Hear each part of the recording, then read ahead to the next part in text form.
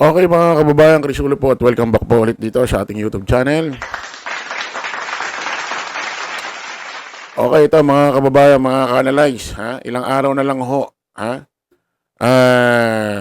matatapos na ho ang taong 2025. Ilang araw, ilang tulog na lang ho ay sasapit na ho ang bagong araw, bagong taon ho na 2026.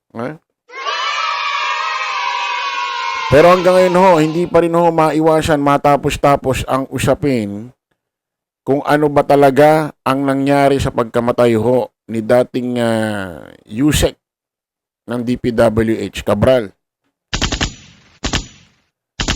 Ito ngayon mga kababayan, mga ka-analyze, meron hong bagong dashcam na ibinigay ho sa ating mga otoridad.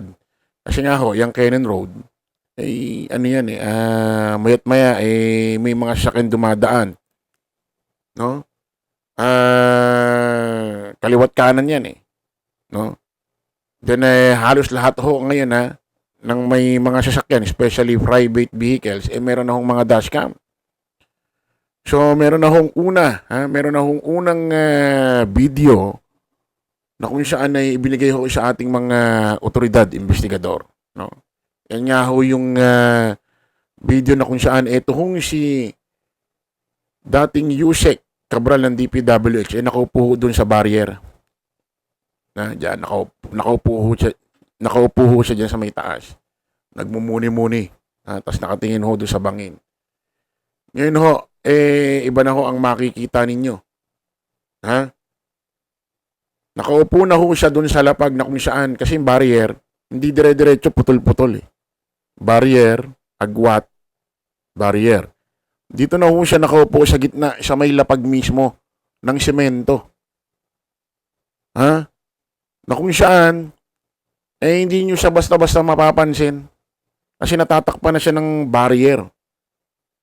So, kung i-analyze, parang ayaw niya bang magpakita na kung meron siyang gagawing hindi maganda. So, pabuo na ng pabuo ang resulta ng kanyang pagkamatay na talagang suicide na ito. Talagang nag-suicide. Kanya rin ho, una nating analyze Kaso merong mga iba't iba pang mga nakakapagtakang mga larawan, video. At meron ho ngayong isang video na kung saan ay palaisipan na naman. Palaisipan na naman ho ito, mga kababayan, mga ka-analyze. Pakinggan muna natin itong video ito.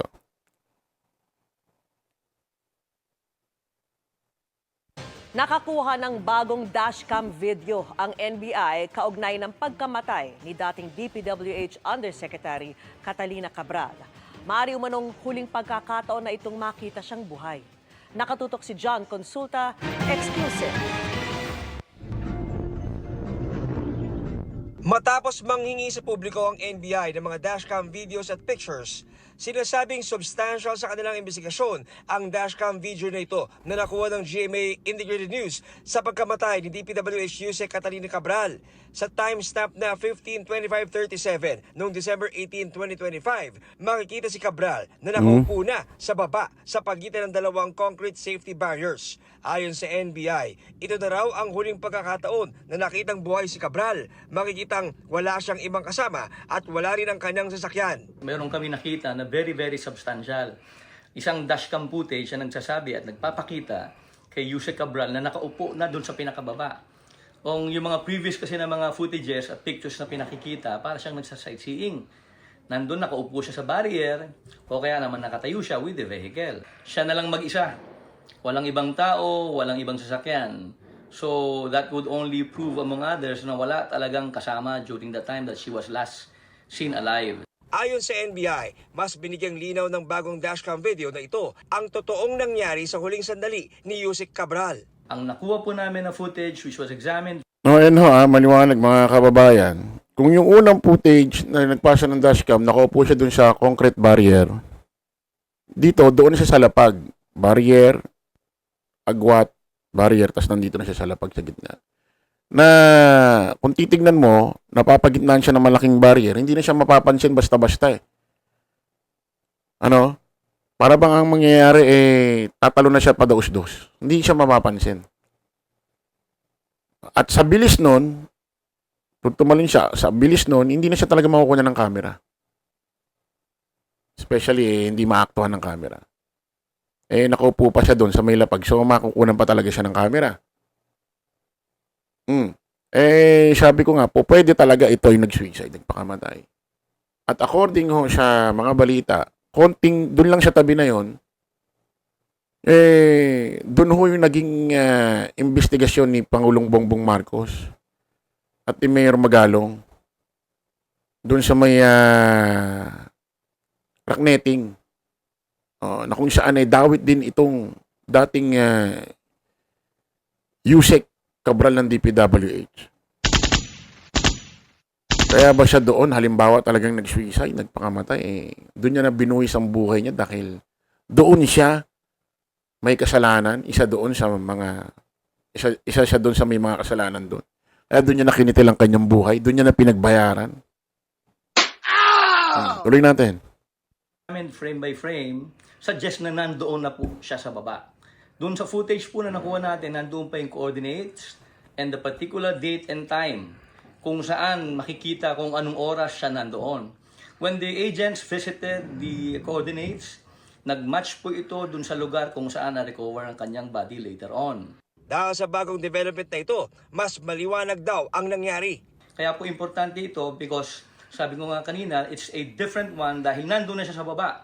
Consistent or compatible to the statement earlier given by SILG Remulla na nagsasabi that the injuries sustained were consistent with somebody na nagpadaus-dos.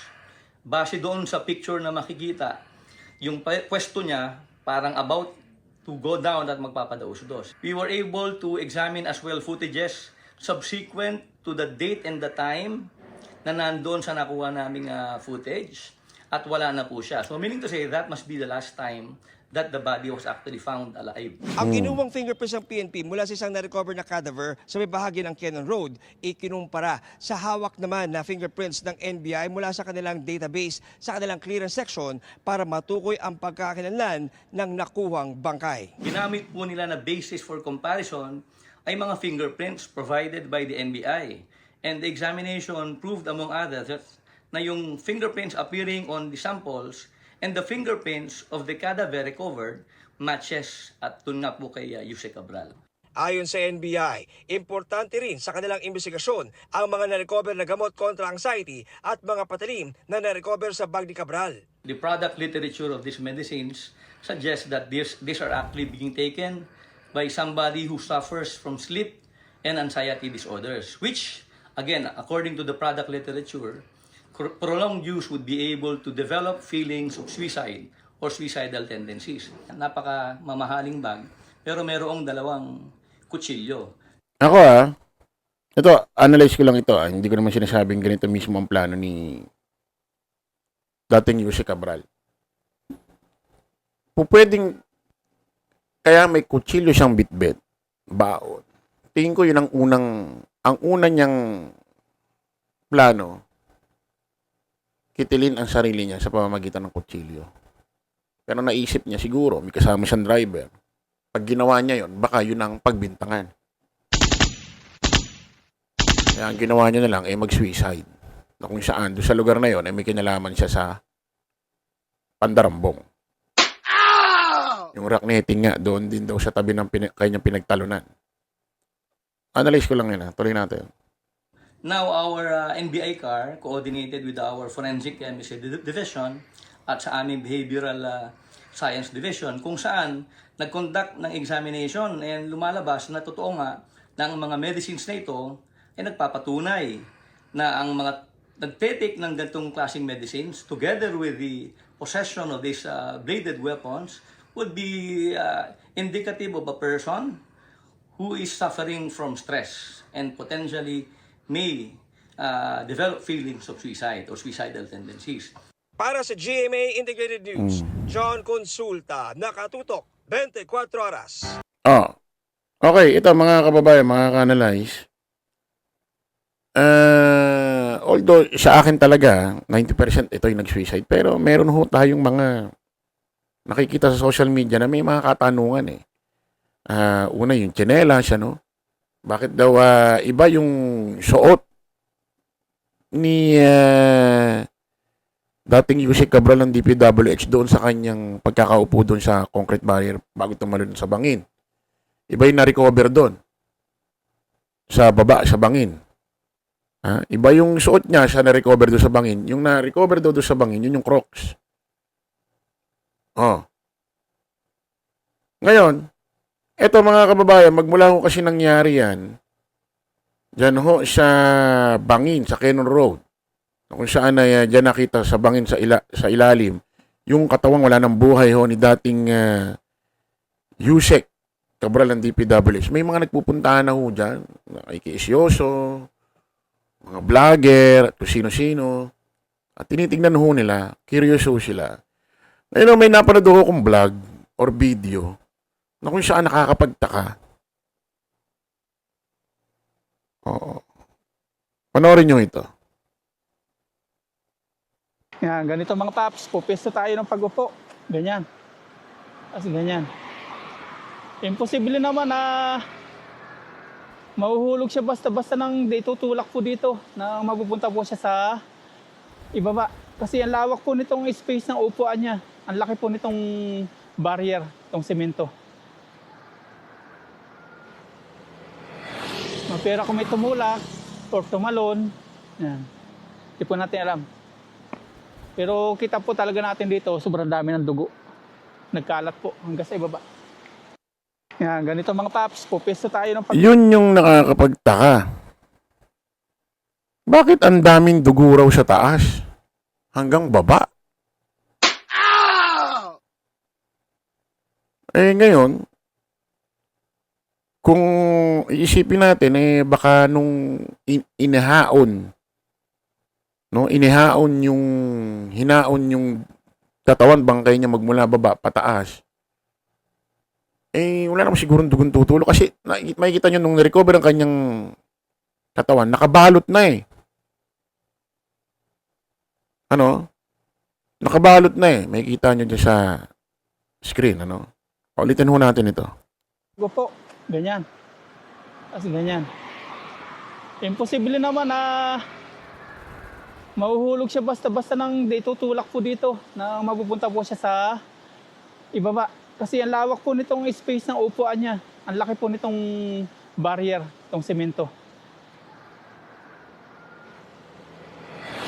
Pero kung may tumulak or tumalon, yan.